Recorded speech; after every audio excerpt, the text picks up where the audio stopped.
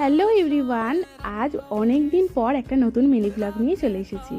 তো আজ হলো ভাইফোঁটার আগের দিন, সন্ধ্যাবেলা একটু রেডি হয়ে নিয়েছি, যাব ঠাকুর দেখতে। এখানে দেখো আমাদের বাড়ির সামনে কিন্তু খুব সুন্দর করে লাইটিং দেওয়া হয়েছে। পুজো দিদি সবাই এসেছিলো, ভাবলাম যাই গিয়ে সবাই মিলে ঠাকুর দেখে আসি।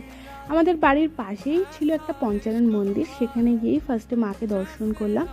দেন চলে গেলাম ফেসবুক আর ইনস্টাগ্রাম ভাইরাল সেই প্যান্ডেলটার কাছে, হ্যাঁ, পাঞ্জাবের স্বর্ণ মন্দির, যেটা কিন্তু আমাদের বাড়ি থেকে জাস্ট 1 মিনিটের ডিস্টেন্স।